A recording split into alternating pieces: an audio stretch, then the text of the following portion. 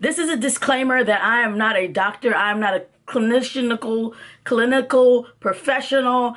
These are just my thoughts, my opinions, how I feel about the things that I've actually been through. So yes, I don't do your own thing. You know, I'm just saying my thoughts. Hey guys, welcome back to Ashley Has Life. Today is Health and Wellness Thursday, so today we're going to be talking about infertility and surrogacy. So firstly, the definition of infertility. Infertility is the inability to produce a child after, doing it so many times unprotected. Okay, so basically when you're trying to have a baby and like you're trying to have a baby and it doesn't happen. So that's the definition of infertility. So I took notes. So let's talk about the emotions of infertility.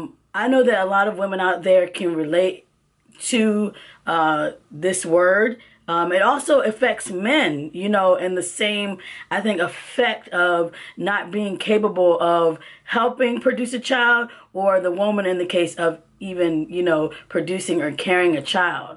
So this word itself is so delicate because it's almost like preparing for a graduation, okay? And you have worked hard for this graduation and you're ready to graduate, and then somebody tells you that you're not going to graduate. I don't know if that was the best definition, like kind of way I could put it, but something is ripped away from you that you have no control over. It's something that you have been preparing for and you don't have the ability to do anything about it. There are also a lot of other emotions that come with it, like anger, sadness, depression, overeating, all these things from this one thing that causes us to be like almost like a state of denial. Like I don't even, it's just so many feelings and emotions. It's hard to just label it as one. Okay, so moving on from infertility, the inability to have a child, let's talk about the ways that you can have a child. In some cases, you're able to make ways to still be able to have a child. One of those ways is adoption. A lot of people that came, had mentioned things like, oh, well, why don't you adopt? There are always kids that need to adopt. And I'm not against adoption, but the thing is, early in our process, I was able to freeze my eggs. So if we're paying hundreds of dollars to keep eggs frozen, we're going to try to use the eggs first before we turn to the adoption process. But I have looked into adoption. I'm sure many other women have looked into adoption, but that's not something that we want to hear, really. If I'm going to be honest, we don't want to hear that, because really it's your own opinion, and that, it is what it is. Like,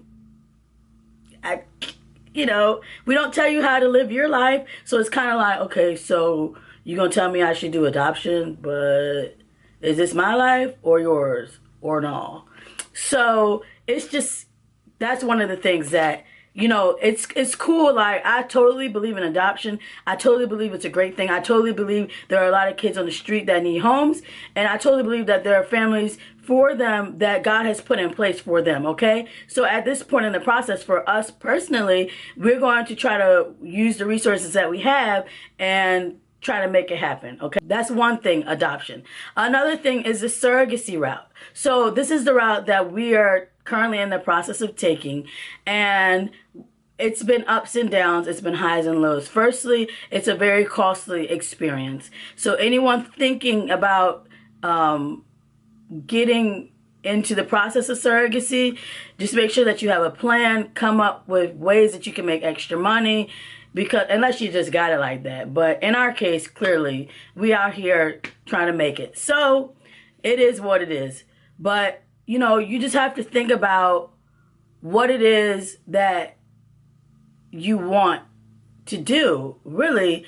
Because, for instance, in our case, we had a surrogate, everything was good, and then all of a sudden we were unable to work with that surrogate.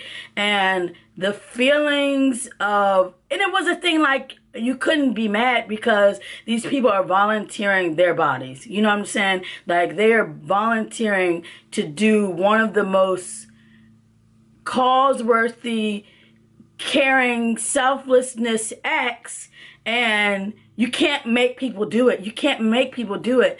But on the other end of the intended parent side, it's like something you've been preparing for.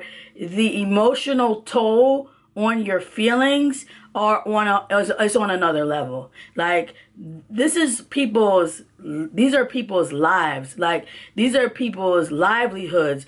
These are what people wake up in the morning and look forward to. And when that's taken away from them, it's almost like, once again, those feelings start coming back again. Like, that feeling of hope that you had is gone. That feeling of this is really going to happen is gone.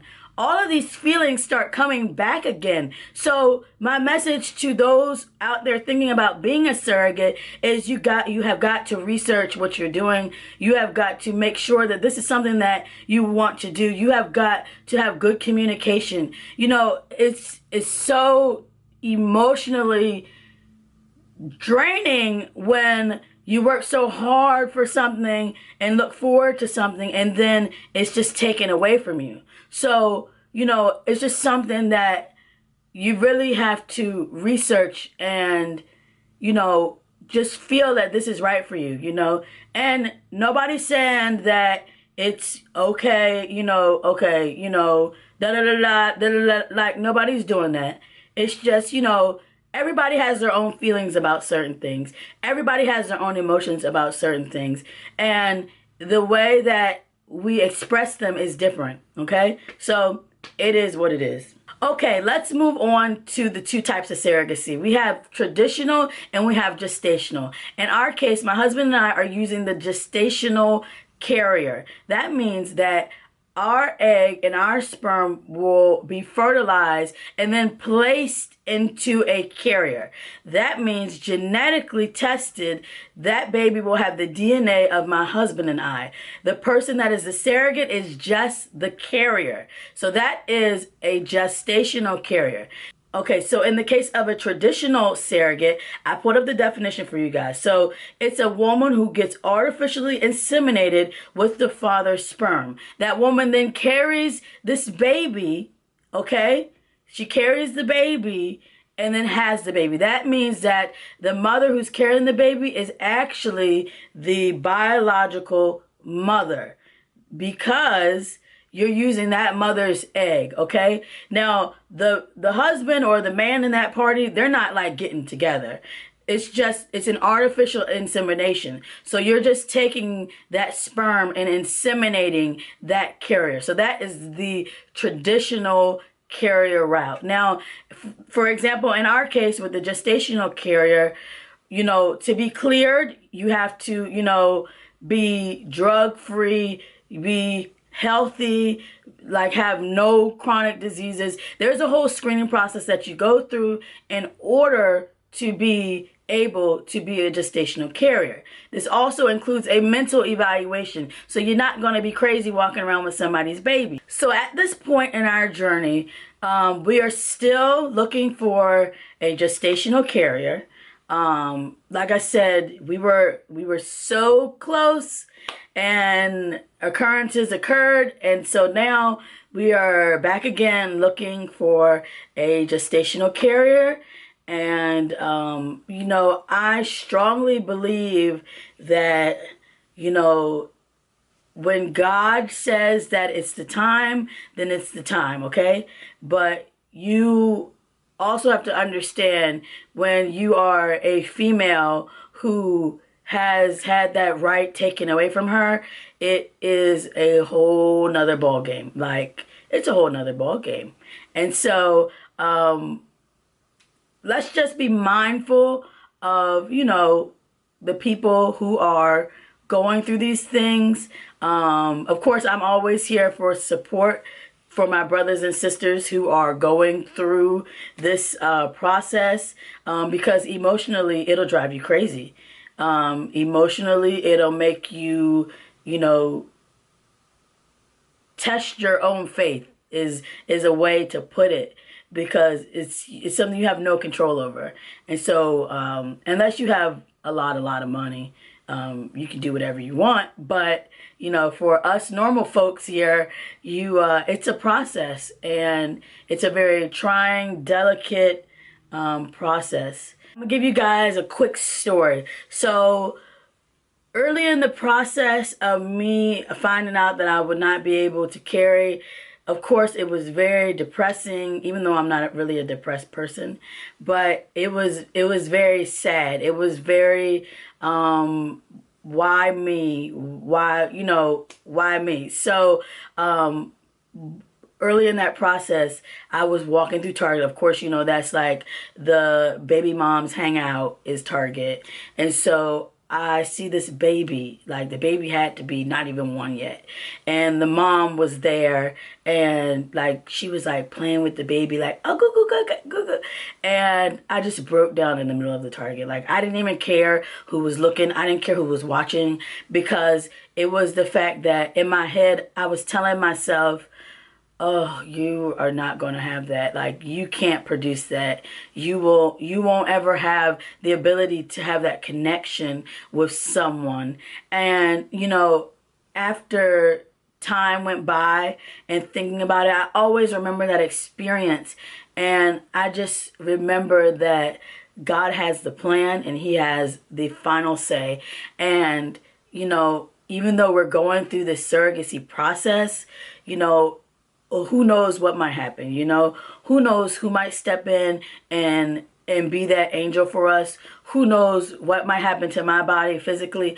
Who knows what might happen, you know? So my message to all of my females and males going through this trying time of infertility and or surrogacy is we just have to stay strong. We have to keep our heads up. We have to keep moving forward, because life is still going to go on. And we need to be that person to show other people that, you know, we still can make it. You know, somebody didn't wake up this morning. So we're still here to be able to spread our message, to be able to make things happen, and in the way of adoption, in the way of surrogacy, in the way of just building stronger families. So, you know, that's my message for today, guys. And happy Health and Wellness Thursdays, y'all. I'll see you on Sunday for Playing With Me Sundays. All right, guys. Thanks for watching. If you guys have any questions, comments, or concerns, please just leave them below. I can't wait to see what you guys think and what you guys have to say. Talk to you soon. Bye.